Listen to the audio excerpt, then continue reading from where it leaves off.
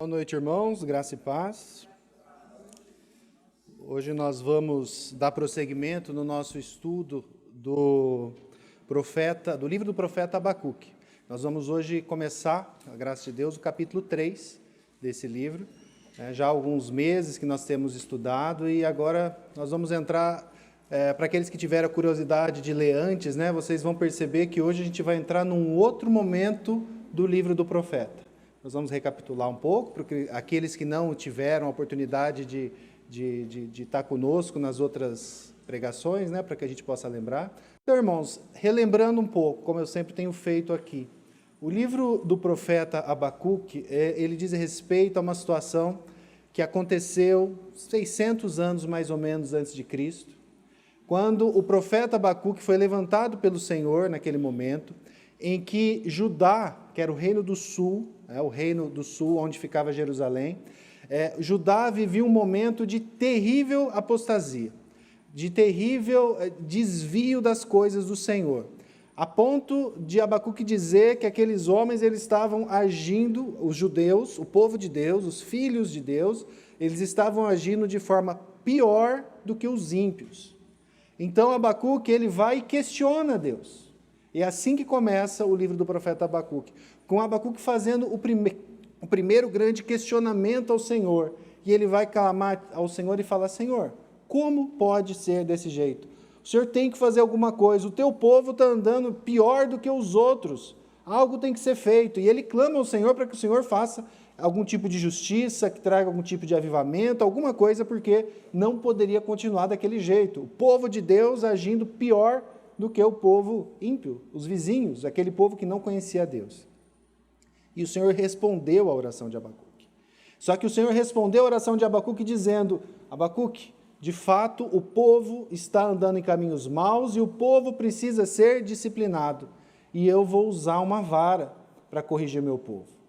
Essa vara vai ser o povo babilônico, que é um povo que está se levantando distante de vocês, está crescendo, eles vão ser a nação dominante de fato, os babilônicos ou caldeus. Quando eu falo babilônico ou caldeu, a gente está falando em sinônimos aqui, é o mesmo povo. Era um povo que estava crescendo, que estava ficando cada vez mais forte e que viria logo em seguida a se tornar a nação dominante de todo o mundo conhecido à época. Eu vou levantar um povo mau, um povo ímpio, um povo terrível. E esse povo vai ser a vara de correção que eu vou usar contra os meus filhos que se desviaram. Porque eles merecem, porque eles estavam andando em caminhos maus. Então, você me questionou? Aqui está a minha resposta. O povo de Deus, o meu povo, os meus filhos serão devidamente punidos. E eu vou levantar esses babilônicos para que façam isso. Então, Abacuque escuta isso, teme, ele fica de fato, quando a gente lê lá o relato, ele fica sem saber como reagir. Não era a resposta que ele estava esperando, mas era a resposta do Senhor. Então, Abacuque vai fazer o segundo grande questionamento dele a Deus. Segunda grande questão. Ele se vira para Deus e questiona: mas Senhor, como pode ser isso? Como que um Deus justo vai permitir que um povo muito mau puna um povo que está sendo mau?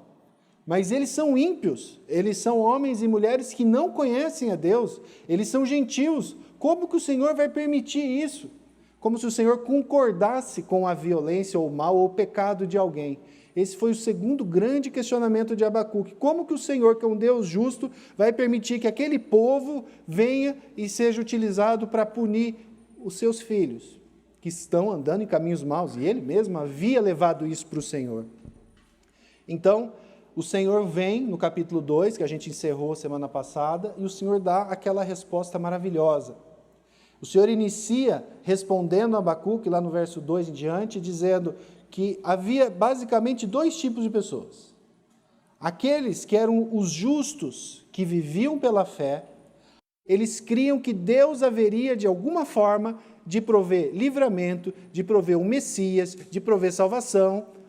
As pessoas que criam nisso eram justos, e esses justos, eles não confiavam em si mesmos, eles confiavam no Senhor, eles viviam pela fé.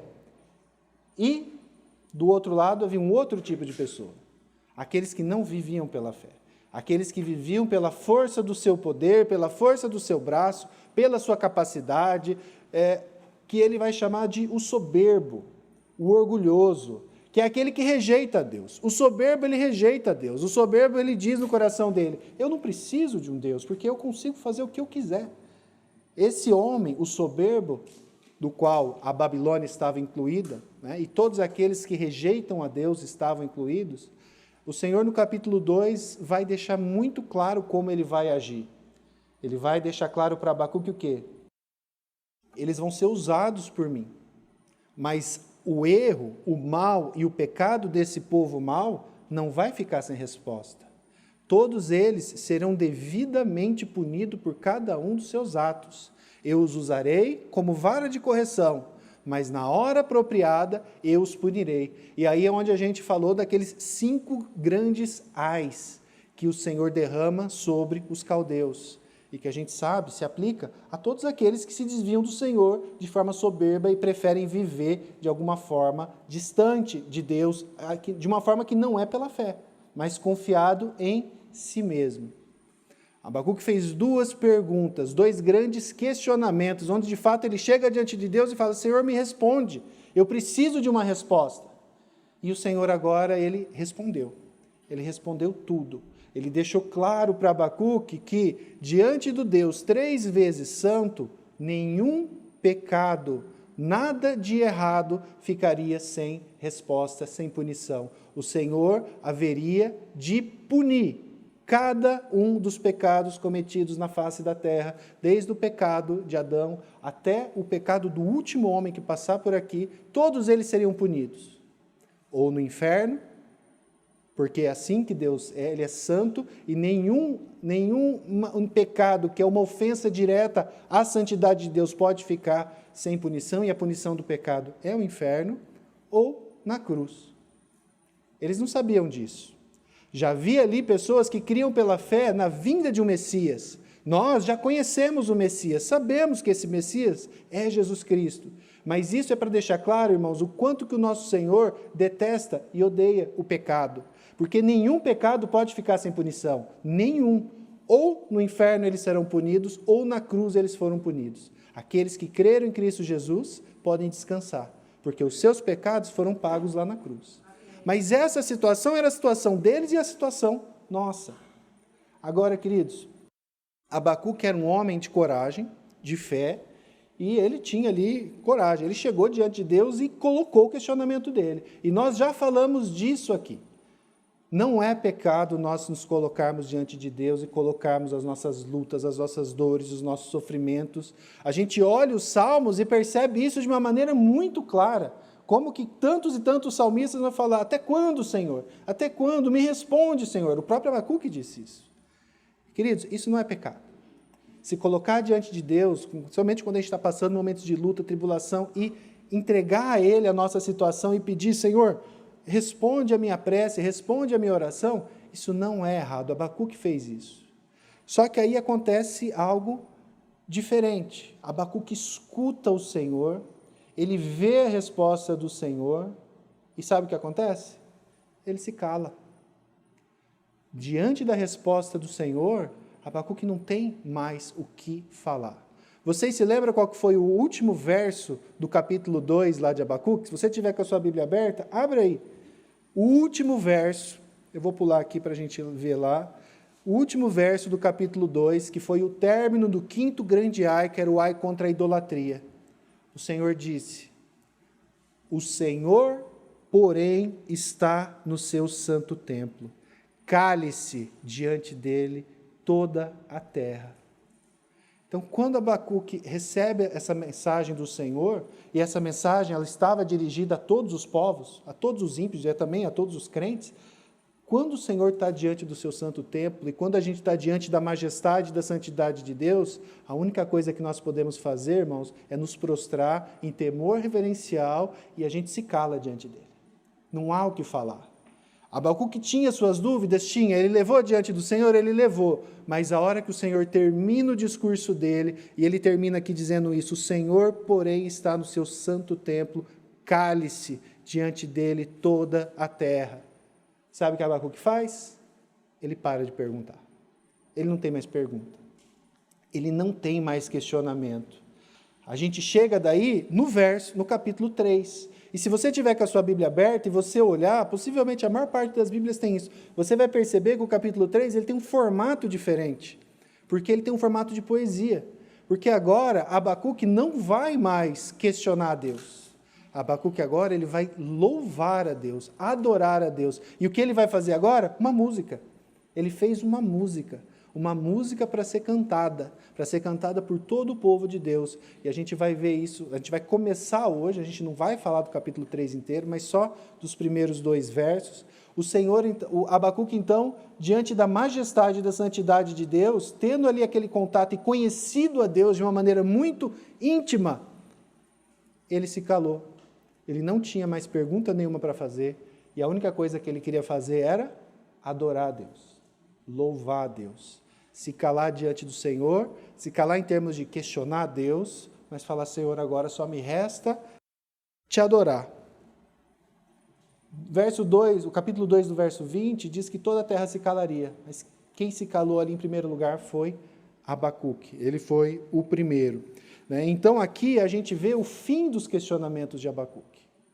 Abacuque é lógico, ele deve ter tido muitas lutas ainda na sua vida, mas dentro daquilo que o Senhor separou para nós como palavra de Deus aqui na profecia de Abacuque, nesse livro, encerra-se os questionamentos, encerram-se as perguntas, encerram-se as dúvidas em que ele se coloca e fala, Senhor, me responde a minha queixa, eu vou ficar esperando até que o Senhor responda, como ele disse lá no capítulo 2, verso 1.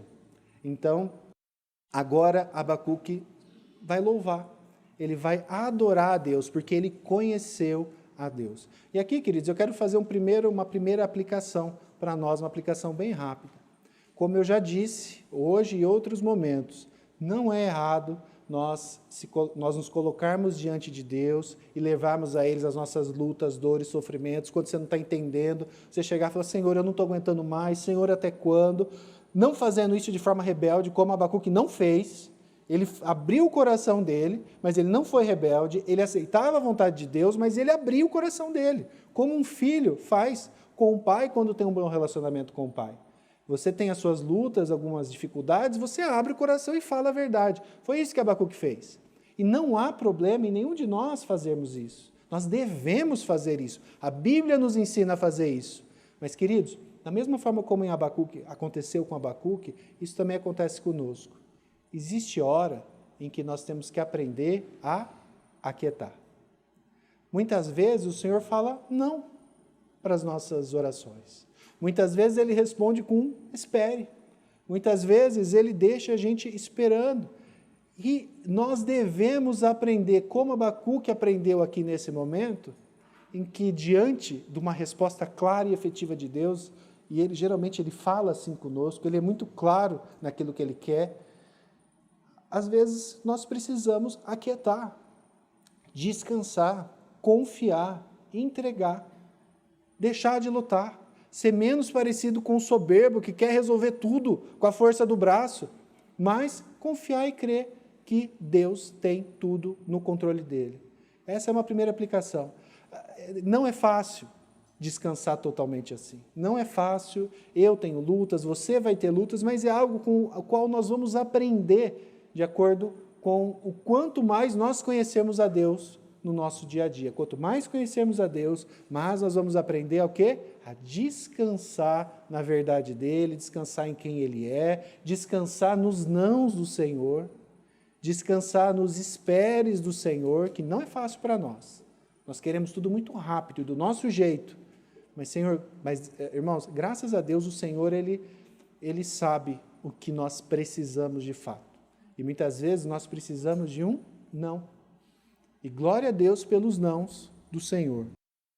O segundo ponto, eu quero falar agora sobre o temor do Senhor. Então a gente falou dos fins dos questionamentos de Abacuque. Ele conheceu a Deus, então ele se aquieta em termos de questionamentos, ele se aquieta e ele faz o quê? Ele vai passar a adorar. E aqui a gente vai falar um pouco sobre o temor do Senhor. E entenda comigo, diante de Deus só há uma coisa que a gente pode fazer, temer a Deus. Temor, irmãos, não é ter medo. Medo como você tem de um ladrão, de um assassino, de cair um raio na sua cabeça. Isso é medo, isso é pavor, isso é pânico. Quando a gente fala de temor, a gente está falando de um respeito reverencial que nós temos diante do nosso Deus. Nós sentimos temor, muitas vezes, diante de pessoas, e isso é normal. Né? Especialmente para quem aqui são de gerações mais antigas, é bem possível que muitos de vocês, que são um pouco mais velhos, de outras gerações, tinham muito temor pelos seus pais. Temor no sentido de obedecer, o pai não precisava gritar, o pai não precisava... Só de olhar você já obedecia, isso era temor. Para um jovem de hoje, para uma criança de hoje, quando a gente conta histórias assim, ele fala assim, nossa, então seu pai devia ser muito bravo, você tinha medo dele. E é muito interessante, quando você conversa com pessoas mais velhas, eles vão falar, não, eu não tinha medo do meu pai, eu amava meu pai, mas eu respeitava ele. Isso é temor. Pensa isso diante de Deus, isso cresce em maneira exponencial. Deus é Deus, Ele é totalmente santo. Então, diante dele, nós tememos, esse temor, esse senso de reverência que nos faz nos colocar, que faz com que nós nos coloquemos no nosso lugar, que nós percebamos quem nós somos, como nós somos nada diante dele. Então, o temor é a consequência natural do conhecimento de Deus, porque foi isso que acontece com o profeta Abacuque, isso fica muito claro. Vamos ler aqui, capítulo 1, o verso 1 do capítulo 3, ele vai dizer o quê? Oração do profeta Abacuque sob a forma de canto. Vocês conseguem perceber a diferença?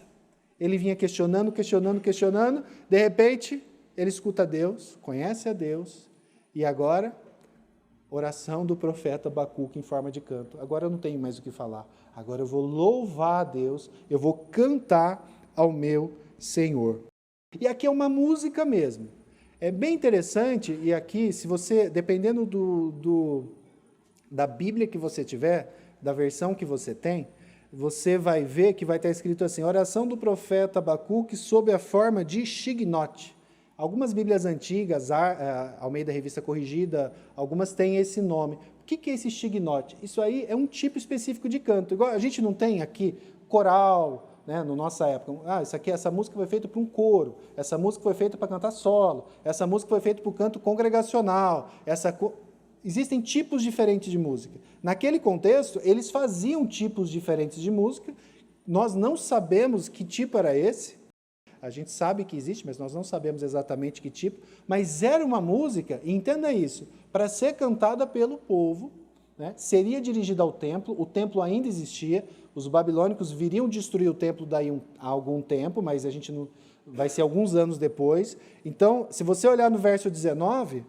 É o 19 mesmo. Você vai ver que ele vai falar ao mestre de cantos. Então ele vai estar dando a orientação de como que deveria ser cantada essa música pelo povo. Essa música, essa canção que ele faz, que é o capítulo 3 todo, deveria ser lembrada e cantada pelo povo de Deus nos dias que viriam à frente. Agora vamos nos lembrar, quais seriam os dias que viriam pela frente? Eram dias bons e fáceis? Não. Seriam os dias do avanço dos caldeus, dos babilônicos contra o povo de Deus. Eles passariam, daí a pouco, por dias terríveis, dias horríveis. Judá seria destruída, Jerusalém seria destruído, o templo seria destruído. Tudo aquilo que a gente estuda de templo, do tabernáculo, da arca, tudo aquilo é destruído, é levado para a Babilônia. Quase todo mundo morre, os que sobram, alguns são dispersos, outros são levados escravos. Essa profecia estava sendo feita e deixada preparada e separada para esses dias. E é interessante, vocês, aqueles que estão acompanhando, se lembram. Lembra que um dos versos lá do capítulo 1, se eu não me engano, Deus vai dizer para Abacuque assim, escreve tudo isso que eu estou te dizendo, escreve em tabletes, né? Escreve em tábuas, de uma maneira bem clara, para que todo mundo possa ler, até quem está correndo consiga ler. Ele já estava pensando nos dias da frente. Olha que interessante, e o cuidado do Senhor em relação ao seu povo. Os babilônicos viriam e destruiriam aquela nação. Aquela nação veria muitos dos seus filhos serem mortos. Possivelmente Abacuque foi uma das vítimas. A gente não vê mais referência a ele depois. Né? A gente supõe isso. Agora, pense comigo, o povo, conhecendo essa profecia, eles saberiam o seguinte, vocês, babilônicos, estão nos matando, estão nos destruindo, mas o Senhor, o nosso Deus, ai de vocês, Eles tinham, lembra os 5 ais? Ele vai se voltar contra vocês e vai punir vocês, e nós seremos restaurados, porque o Senhor vai levantar um Salvador, e os justos continuarão vivendo pela fé, ainda que vocês nos destruam. Mesmo em meio à desolação que viria por conta do ataque dos babilônicos, o Senhor deu esse refrigério para eles, que é essa profecia, deixando claro a eles que vai vir um tempo terrível, mas fiquem tranquilos que eu vou cuidar de vocês, vai haver um remanescente, vai haver depois vingança contra esse povo que fez tudo isso com vocês. Então, mesmo sofrendo tudo aquilo, eles sabiam que o Senhor iria operar vingança contra aquele povo e eles seriam punidos. Isso é refrigério para eles, mas isso não eximiria, não tiraria deles a punição pelos pecados deles, que iria acontecer. Você fala, mas isso não é muito? Puxa vida, por que o Senhor fez isso? Queridos, estude os profetas e você vai ver que os judeus foram avisados. O Flávio tem estudado aqui Isaías. É só você ver quantas e quantas e quantas e quantas vezes o Senhor avisou: não faça isso, não faça isso, ande nos meus caminhos, vocês serão punidos. Mas o povo rejeitou e piorou com o tempo. Então, é por isso que o Senhor, na sua justiça, vai fazer isso. Então, essa canção, assim como a profecia de Abacuque, deveria estar no coração do povo para esses dias maus que viriam à frente. E aí, nós vamos aqui para o verso 2, a primeira parte aqui. Nessa reação de Abacuque, de adoração diante de Deus, depois de tudo isso esse contato que ele teve com o Senhor, que a gente viu no capítulo 1, capítulo 2, né, começa essa canção, e o primeiro verso da sua canção, ele vai dizer o quê? Tenho ouvido, ó Senhor, as tuas declarações. Quais as declarações? Que a gente viu no capítulo 1, capítulo 2, e me sinto alarmado. A palavra alarmado, né, a gente sabe o que significa. O que é um alarme? Você está deitado na sua cama, dormindo no meio da noite, e digamos que você tem um alarme na sua casa e ele dispara. Como que você se levanta? Você levanta em estado de atenção plena. Você está preocupado, será que tem alguém? Não tem? Você está atento, você está prestando atenção em tudo, porque você sabe que tem algo acontecendo muito sério e que você precisa ficar atento àquilo. Talvez até a melhor tradução, e que muitas outras Bíblias usam, várias versões usam, é fiquei cheio de temor, que a gente volta à questão do temor. Abacuque, então, escuta as declarações de Deus, conhece mais a Deus e ele fica o quê? Cheio de temor, reverência diante de Deus, né? E por conta disso, ele vai começar então a sua canção. Senhor, eu ouvi a tua voz, eu te conheci, e agora o que eu quero fazer é louvar-te, porque o meu coração está cheio de temor. E graças a Deus por esse temor que vem do conhecimento de Deus. E aí, a hora que eu estava lendo aqui, eu me lembrei de um outro homem de Deus, que era um homem do Senhor, como Abacuque era. A gente pode lembrar que Abacuque procurou o Senhor, mas que achava que conhecia Deus. Ele conhecia Deus, mas ele achava que conhecia num nível. Mas depois de muita dor e muito sofrimento, ele questionou a Deus diversas vezes. O Senhor então vem e fala com ele, e depois que ele fala com ele, ele vai perceber, esse homem, que ele não conhecia Deus. Que ele conhecia só de ouvir falar, mas agora ele de fato conhecia Deus. Quem que é esse homem? Jó. Vamos abrir lá em Jó capítulo 42, versos 3 a 6. Porque me lembra muito, o paralelo é muito interessante. Ele é um homem que também, ele sabia quem era Deus, ele era um homem justo, Jó era um homem justo. Ele achava que conhecia muito a Deus, mas depois que ele passa pela dor, pelo sofrimento, depois que ele questiona Deus e ele ouve a Deus, a resposta de Deus, em que ele conhece mais a Deus, Jó vai dar essa resposta aqui. Quem é aquele, como disseste, que sem conhecimento encobre o conselho? Na verdade, falei do que não entendia, coisas maravilhosas demais para mim, coisas que eu não conhecia. Aqui ele está falando do questionamento dele. Escuta-me, pois, havias dito, e eu falarei, eu te perguntarei, e tu me ensinarás. Eu te conhecia só de ouvir, mas agora os meus olhos te veem. Por isso me abomino e me arrependo no pó e na cinza. Jó era um homem que tinha conhecimento do Senhor, ele era um homem justo, mas por meio da luta, por meio de toda aquela tribulação, por meio daquele momento de dor em que ele se volta a Deus, que ele escuta a resposta do Senhor, e ele vai dizer, depois disso, fala, agora eu te conheço, agora eu te ouvi. E qual que é a resposta dele? Temor. Um temor que o levou ao pó e à cinza, que era uma manifestação de arrependimento e de humilhação. Esse temor dele levou ele a essa situação.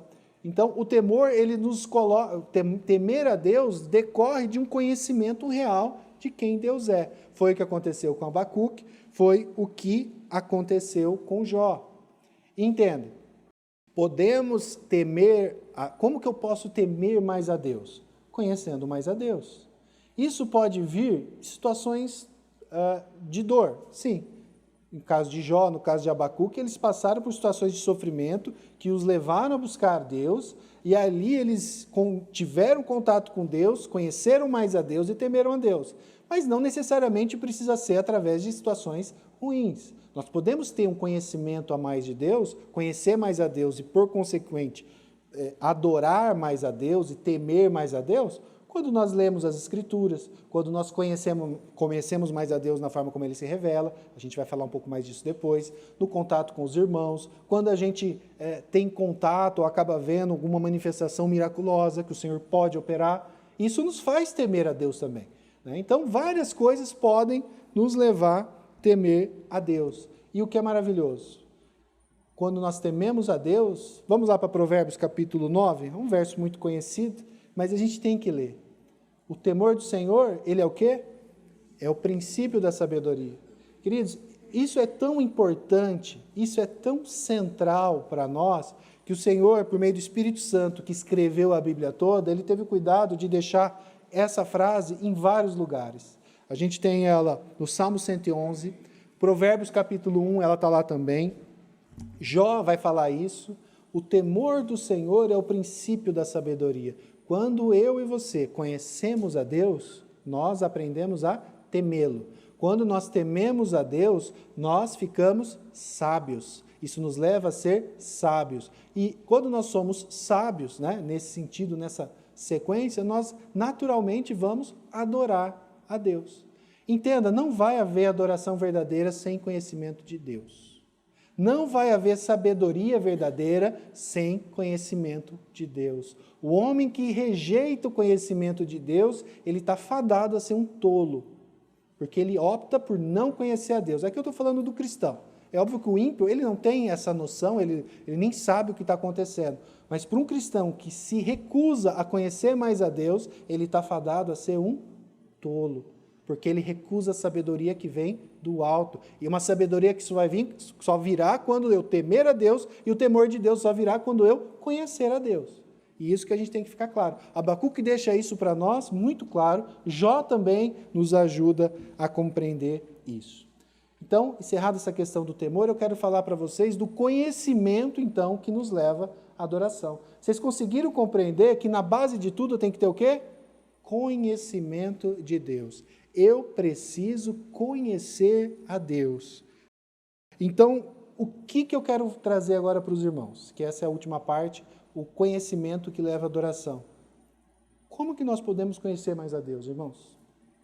Nós precisamos conhecer mais a Deus. Todos nós precisamos. Então, a gente vai tentar mostrar e tentar falar para vocês de formas como, pelas Escrituras, nós aprendemos que nós podemos conhecer mais a Deus. Porque, eu não sei você, mas eu quero ser mais sábio. O Marco mandou hoje no grupo, né, o relato de Josué. Se vocês não querem, eu e minha casa serviremos ao Senhor.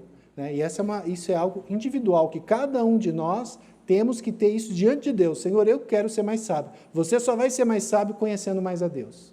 Se você tentar buscar em teologia seca, né? Eu quero aprender muita coisa, sem ter uma vida de conhecimento do Senhor, de buscá-lo em oração, você não vai ter isso. De vida piedosa, você não vai ter isso. E por isso que a gente vai falar a respeito disso. Então, a verdadeira adoração, ela decorre naturalmente de você conhecer a Deus.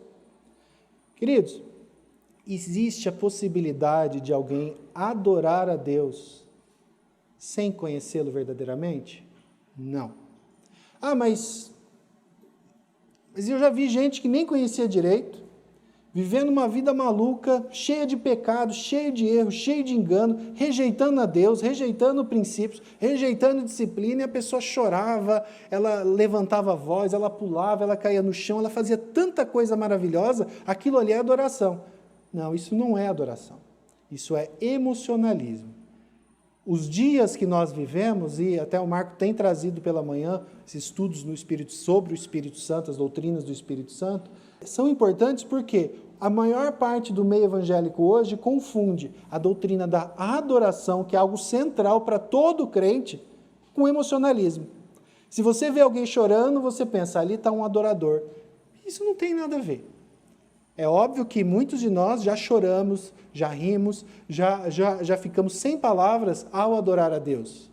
Mas o fato de você estar dando essas manifestações não querem dizer absolutamente nada por si só. Mesmo porque isso acontece em qualquer lugar. Qualquer lugar que sem Deus que você for, que tiver música alta, que tiver algo que tire de alguma forma o meu senso comum, vai num show, numa rave, por exemplo, depois de 2, 3 dias sem comer direito, usando drogas, bebendo, sem dormir, as pessoas começam a chorar, elas começam a cair no chão, elas começam a ver luzes. Isso não é adoração. Vocês concordam comigo? Isso é o quê? Emocionalismo. E, queridos, é muito fácil produzir emoções. O cinema produz emoções. Se nós quiséssemos aqui fazer vocês chorarem, muitos de vocês chorarem, não seria difícil. Contaria algumas histórias tristes, pediria para alguém acompanhar aqui na música, baixaria a luz, e muita gente no final estaria chorando. Isso é adoração? Não. Adoração, entenda isso, é uma reação. É uma reação de quando nós conhecemos a Deus. Ninguém adora verdadeiramente sem conhecer a Deus verdadeiramente. Ninguém conhece a Deus verdadeiramente sem que isso mude a sua vida. Isso que as pessoas talvez não consigam entender. É impossível você ir a um culto no domingo à noite, chorar, levantar a mão, cair no chão, ver vultos e ver não sei o quê. E acaba o culto, você está mentindo, você não muda, você não se arrepende de pecado. Você acha que você adorou a Deus? Você não adorou a Deus. Você imitou. Você viu, quis fazer igual. A verdadeira adoração, ela sempre vai mudar a vida do adorador. Porque ele está diante de Deus. E Deus, ele tem isso. Deus vai fazer... Você e eu não somos diferentes de Abacuque. Somos pecadores igualmente. A hora que você estiver diante de Deus, o Deus vivo, e ele falar com você, né, através da leitura da Bíblia, através de uma pregação, através de seja lá o que for, a hora que ele falar com você, irmãos, a nossa reação vai ser a de Abacuque. A gente vai se calar, a gente vai temer, a gente vai ficar mais sábio, a gente vai adorar. E a nossa vida muda, como a de Abacuque mudou. Abacuque parou de questionar, ele passou a adorar. Vocês conseguem compreender isso, a diferença de emocionalismo e adoração? Mas para adorar, nós precisamos conhecer a Deus. E aí a gente vai falar sobre as formas que nós podemos conhecer mais a Deus, porque isso é necessário, queridos, é necessário para todos nós. E eu coloquei aqui 3 formas em que nós encontramos nas Escrituras, em que nós podemos e devemos conhecer mais a Deus. A primeira das formas em que nós podemos conhecer a Deus mais, ela está muito em desuso. Está na palavra, é claro, é evidente. Muitos dos nossos irmãos, os nossos irmãos do passado, eles enxergavam isso de uma maneira muito clara, mas nós, e eu particularmente creio, até por influência desse movimento espiritualista e cheio de emoções, em que acha que o céu, no sentido, as coisas espirituais são mais importantes que as coisas criadas, e acaba criando uma deformação na nossa forma de pensar, como se o Senhor não tivesse criado céu e terra, né? Criado todas as coisas, e que inclusive a terra vai ser refeita, vai ser restaurada quando o Senhor voltar. Eu creio que muito desse espiritualismo falso, ele tem tirado os nossos olhos da criação. E o Senhor nos ensinou a conhecê-lo também através da criação, de tudo que ele fez, as maravilhas que ele fez. Abre em Romanos capítulo 1, verso 20. Entenda, no passado, os nossos irmãos do século XIX para trás, eles tinham isso de uma maneira tão clara. E aí você vai ver a quantidade de irmãos em Cristo que eram pintores, poetas, que faziam arte olhando para tudo aquilo, porque eles conseguiam enxergar que em toda a criação havia traços de um Criador, que era Deus, digno de louvor por tudo que ele fez. Quando você olha para um pôr do sol, quando você olha para o oceano, quando você olha para a perfeição e complexidade de um ser humano, você não pode olhar para isso e ficar, isso é normal. Queridos, isso não é normal. Olhe para um ser humano, olha para um animal, a perfeição daquilo. Nós, no alto do auge da nossa capacidade humana, né? Os seres humanos tão orgulhosos de serem tão capazes em termos tecnológicos, aí quando consegue fazer um robozinho lá que consegue subir uma escada, ele vai todo torto e todo mundo olha como a gente é capaz. Os cachorrinhos já fazem isso há tanto tempo, de uma maneira tão perfeita. Como que a gente pode olhar para essas coisas sem ter olhos para ver que Deus fez aquilo e que Ele é digno de louvor por isso? Vamos ler Romanos 1:20. Porque os atributos invisíveis de Deus, assim o seu eterno poder, como também a sua própria divindade, claramente se reconhecem desde o princípio do mundo, sendo percebidas por meio das coisas que foram criadas. Tais homens são, por isso, indesculpáveis. Olha como isso é claro. A divindade de Deus, os seus atributos, o seu poder são claramente, não é nem pouco, é claramente percebidos por meio da criação. Quando você olha um bebê, quando você olha um pôr do sol, quando você olha a lua, as estrelas, claramente se percebe o Criador. E isso deve nos levar a adorar. Isso nos leva a conhecer mais quem é o nosso Deus. Olha só. Salmo 8, 3, 4, para vocês verem como a gente perdeu isso. A gente não consegue enxergar. As pessoas estão atrás do quê? Eu quero ver uma coisinha que sobe, assim, que parece um foguinho. Eu quero ver gente pulando. Por que a gente procura essas coisas se a gente tem tantas coisas que a gente pode ver, né, e se regozijar? Os homens do passado faziam isso. Dá uma olhada no salmista, Salmo 8. Quando eu contemplo os teus céus, obra dos teus dedos, e a lua e as estrelas que estabeleceste, lembra que eu falei? Conheço a Deus. Aqui, o salmista está conhecendo a Deus através da criação. Eu conheço a Deus, imediatamente eu temo o Senhor, e ao temer o Senhor eu me coloco no meu lugar. Que é o homem para que dele te lembres, e o filho do homem para que o visites. Se a gente aprender a contemplar a criação como uma obra do Criador, nós vamos aprender a ser mais humildes. Quando eu olho para o céu, olho para a lua, olho para as estrelas, quem sou eu para que o Senhor se lembre de mim? Isso dá até um tamanho maior para a gratidão que eu tenho, né? Dele ter me chamado, dele ter me escolhido, dele ter lembrado de mim, dele conversar comigo nas minhas orações. Um Deus que governa o universo, Ele conversa comigo. Isso é maravilhoso demais. Salmo 19:1. Os céus proclamam a glória de Deus e o firmamento anuncia as obras das suas mãos. Então vocês percebam que para os salmistas isso era muito claro. Para os artistas do passado isso era muito claro. Foi Deus que criou a beleza, irmãos. Vocês já perceberam que não existe mais arte nas nossas épocas, no nosso período, na nossa época? Tudo isso vem se destruindo. Filosoficamente, não existe mais belo, tudo é relativo, o que é bonito para mim pode não ser para você, tudo é um absurdo, é isso que se prega, é isso que se fala nas faculdades, nas galerias. Mas é mentira. Existe o belo. Você sabe o que é, eu sei o que é, foi Deus que criou. Então nós devemos aprender e reaprender. Eu digo aqui a palavra, eu tinha escrito, aprendermos a glorificar a Deus através da criação. Mas na realidade, talvez o verbo correto seja reaprender.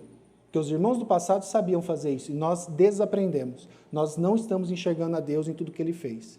Não sei se é o celular, eu não sei se é as muitas atividades, eu não sei se essa questão de achar que o mundo ele é todo espiritual, e é como se a criação não fosse criação de Deus.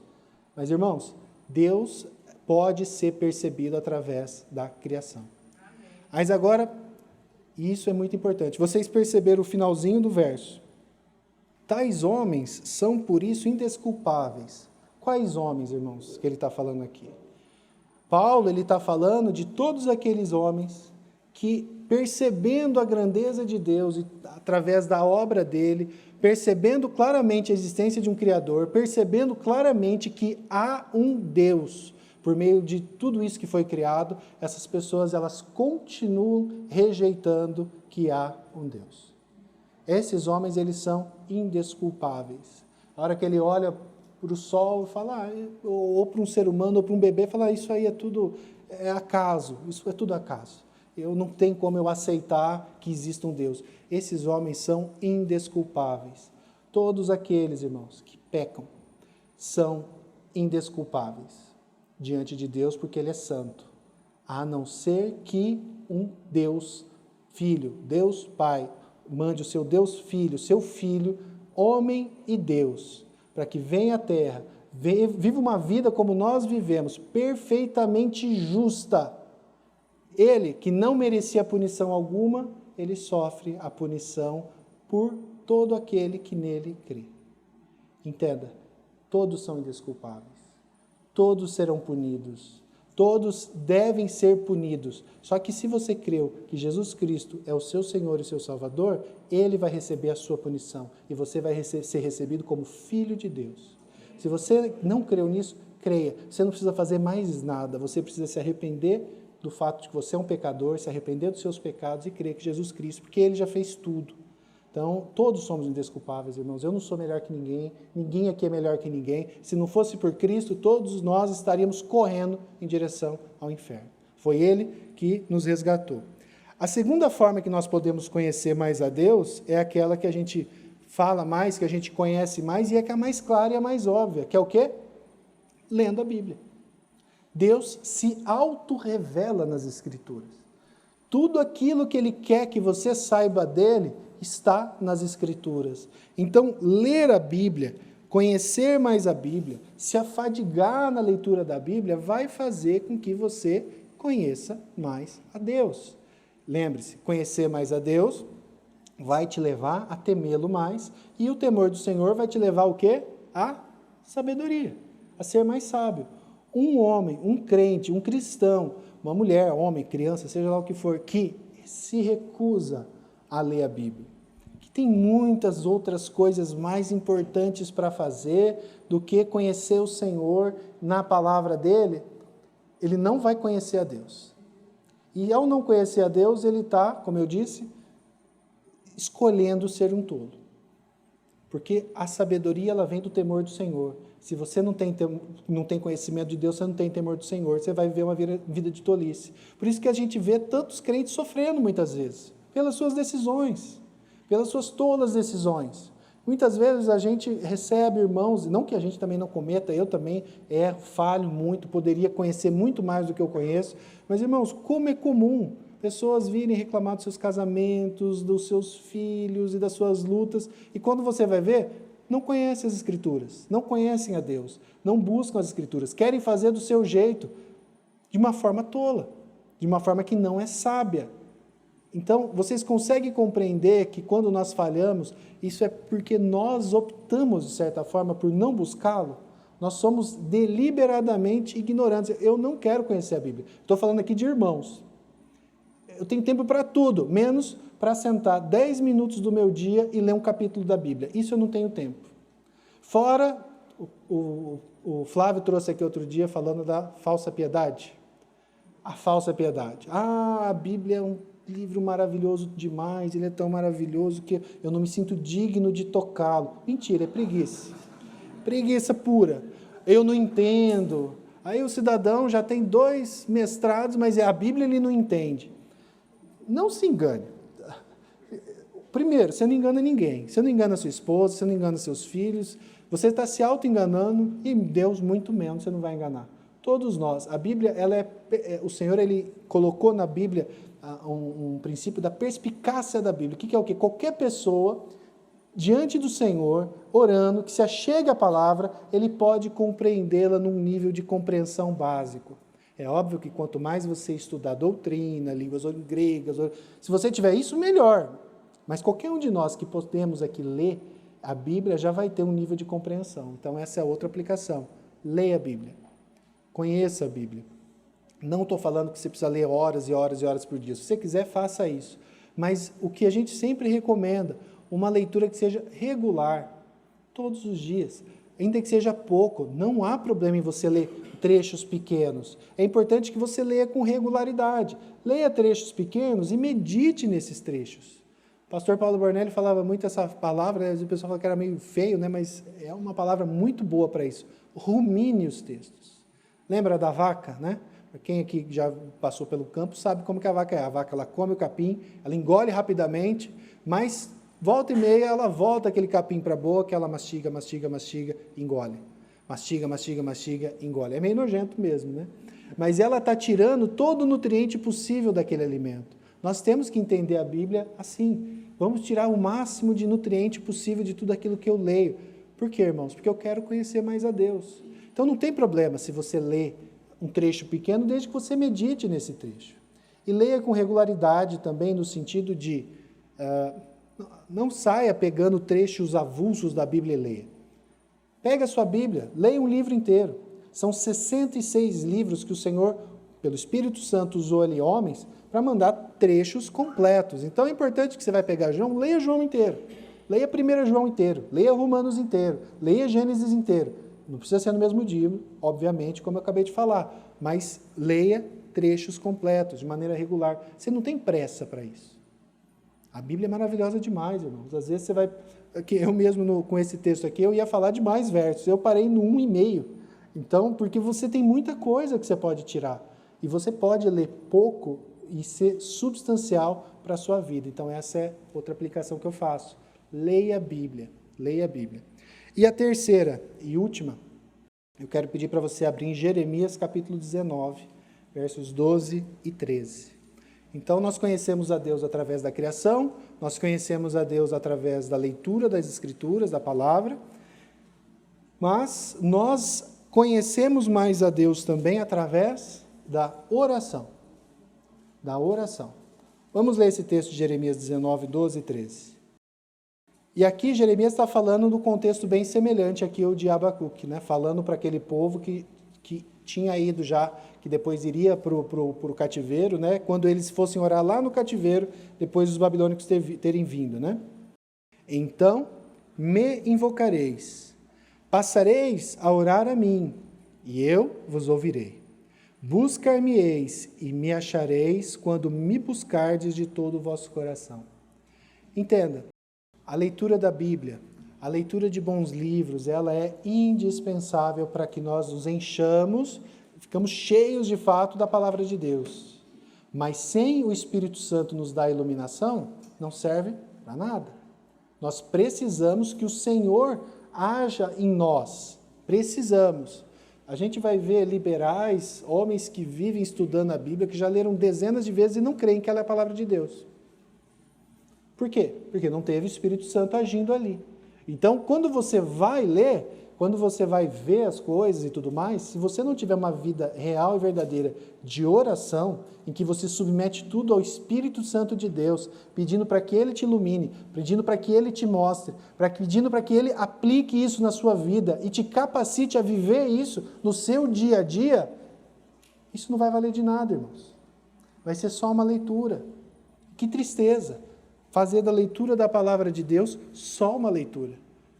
A gente sabe que a palavra é maravilhosa, ela pode agir, mas para aqueles que já têm uma compreensão, como muitos de vocês aqui têm, ler a Bíblia e não ter uma vida de oração é terrível, é algo que você não pode, não deve fazer, porque o conhecimento de Deus, ele vem por meio dessa iluminação que o Espírito Santo traz. E de que forma nós podemos orar, irmãos? A gente sempre tem falado aqui. Existem várias formas de orar. A primeira forma é quando nós oramos de forma individual. Eu, na minha casa, no escuro do meu quarto. esse meu momento de devoção, esse meu momento em que eu e Deus estou ali de joelhos orando, fazendo a minha oração. Esse é o principal momento. Isso aqui tem que ser todos os dias, irmãos. Isso aqui não tem como falar para... Não, dá para fazer uma vez por semana. É todos os dias. A gente precisa disso, ter um momento a sós com o nosso Senhor. E depois disso, orar a todo tempo, ter uma mente de oração, orar com os nossos familiares sempre quando tiver oportunidade. Quem tem criança pequena, ora a hora que acorda, ora a hora que vai dormir, ora na hora de comer. Quanto mais a gente tiver isso, mais isso vai ser algo natural para nós, para os nossos filhos, para a nossa esposa, para os nossos irmãos. Tudo isso é muito importante. Mas aqui, irmãos, eu queria fazer mais uma ressalva, porque não é só esse tipo de oração que existe. E a palavra de Deus nos mostra e nos ensina que existe um tipo de oração que é importantíssima, que a gente vai ver do Velho Testamento até o Novo Testamento, a igreja de Deus que se reúne para orar de forma congregacional. A gente vai perceber, olhando lá no Velho Testamento, quando Esdras volta, todas as vezes que você tem alguma situação solene que algo precisa ser feito, todo o povo se reunia para orar. Quando a gente olha no Novo Testamento, a quantidade de vezes que nós vemos aqueles irmãos reunidos, unânimes e perseverantes em oração. Isso é oração congregacional. Isso é a oração que a igreja ora junto. E, queridos, a comunidade é uma igreja que, pela graça de Deus, a gente pode louvá-lo pelo cuidado do Senhor na pregação da palavra, no discipulado que tem começado, no grupo nas casas. Hoje a maior parte dos irmãos tem participado no grupo nas casas. Mas, para nossa tristeza, a gente percebe o quanto que falta a nós uma ideia verdadeira e real de oração em comunidade. Pouquíssimos irmãos têm respondido, e a gente sabe que não é porque eu estou falando, o Marco está falando, mas isso tem que vir do Espírito Santo de Deus. Pouquíssimos irmãos têm atendido ao chamado para a gente estar orando junto. Dentro do grupo grande que nós temos, dificilmente a gente tem mais do que 10 pessoas vindo orar pela igreja todo domingo. A gente sempre ora às 6h10. Isso é triste para nós. Eu dou glória a Deus por cada um dos irmãos que tem vindo, né? Tem sido uma bênção. Eu mesmo já falei muito, demorei para começar a vir. Mas, irmãos, eu quero colocar isso não como uma cobrança ou uma exigência para vocês, não é isso de forma alguma, mas como algo importante para que nós possamos conhecer mais a Deus. Porque quanto mais eu conhecer a Deus, quanto mais essa igreja conhecer a Deus, mais nós temeremos a Deus. Quanto mais nós temermos, mais nós vamos tremer diante de Deus, mais sábios nós seremos e mais, de fato, adoração real e verdadeira essa igreja vai produzir. Compreenda, isso é, irmãos, para o seu bem, isso é para o nosso bem. Especialmente quando a gente fala de dias maus se aproximando. E você tem dúvida de que os dias maus já começaram? A gente já está passando por perseguição. É triste falar isso, mas é uma realidade. Nós precisamos estar prontos. Nós precisamos estar prontos. Como que a igreja estará pronta sem orar? Por isso, irmãos, eu quero que você coloque diante de Deus. Participe das reuniões de oração. Dê um jeito, procure. Eu sei que irmãos não podem, a dificuldade que eventualmente vai ter, mas se você puder, né? Tem criança, traz as crianças. A gente vai dar um jeito, a gente bota elas para orarem juntos. Conosco, vem com o irmão, divide, metade da família vem, faz carona com o outro, a gente tem feito isso alguns irmãos, né? Depois o outro vem com a família, reveza, mas vocês conseguem entender que para a igreja é importante isso?